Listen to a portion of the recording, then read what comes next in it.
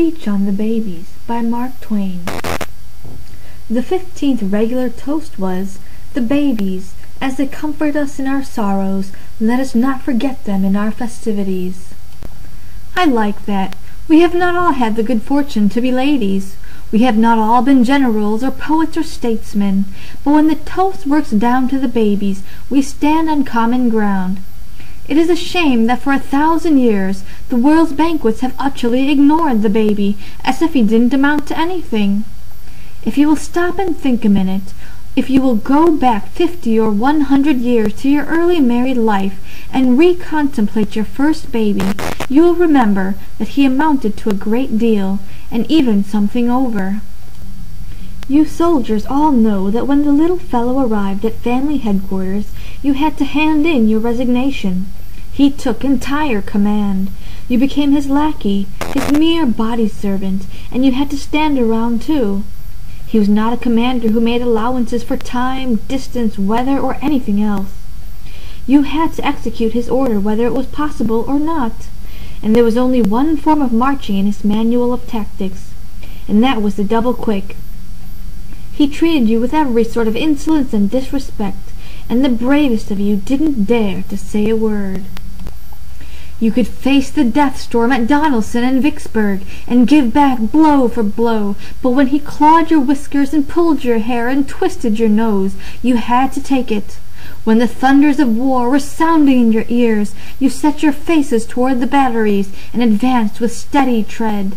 But when he turned on the terrors of his war whoop, you advanced in the other direction, and mighty glad of the chance too.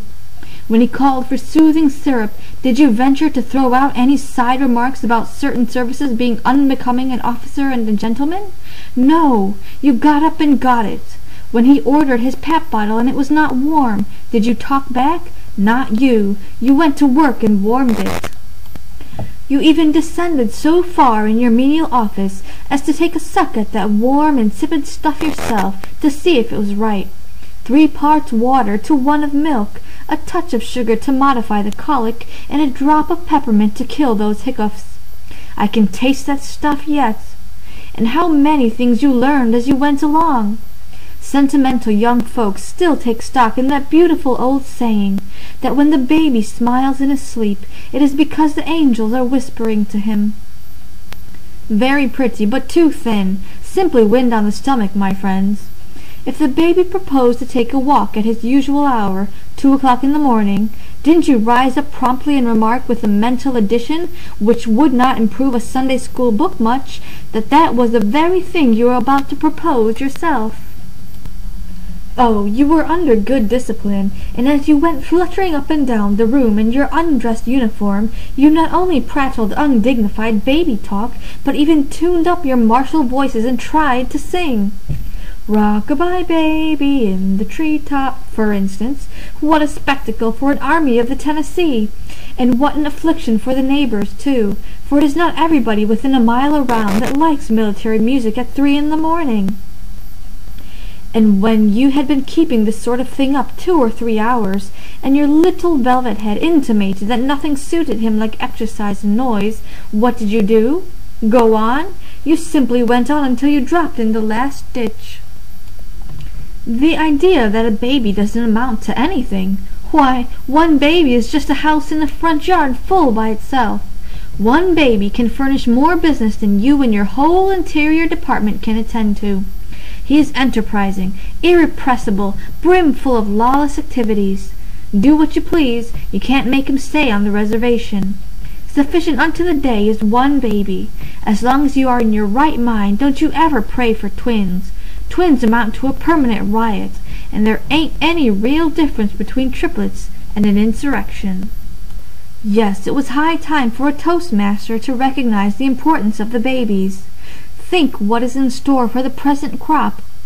50 years from now we shall all be dead, I trust, and then this flag, if it still survive, and let us hope it may, will be floating over a republic numbering 200 million souls, according to the settled laws of our increase. Our present schooner of state will have grown into a political Leviathan, a great Eastern. The cradle babies of today will be on deck, Let them be well trained, for we are going to leave a big contract on their hands. Among the 3 or 4 million cradles now rocking in the land are some which this nation would preserve for ages as sacred things, if we could know which ones they are. In one of them cradles the unconscious Farragut of the future is at this moment teething, think of it, and putting in a world of dead earnest, unarticulated, but perfectly justifiable profanity over it too. In another, the future renowned astronomer is blinking at the shining Milky Way with but a languid interest, poor little chap, and wondering what has become of that other one they call the wet nurse. In another, the future great historian is lying, and doubtless will continue to lie until his earthly mission is ended. In another, the future president is busying himself with no profounder problem of state than what the mischief has become of his hair so early. And in a mighty array of other cradles there are now some 60,000 future office-seekers getting ready to furnish him occasion to grapple with the same old problem a second time.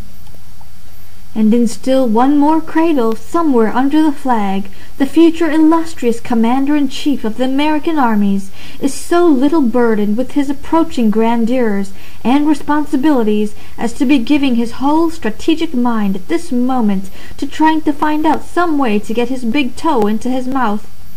An achievement which, meaning no disrespect, the illustrious guest of this evening turned his entire attention to some 56 years ago. And if the child is but a prophecy of the man, there are mighty few who will doubt that he succeeded.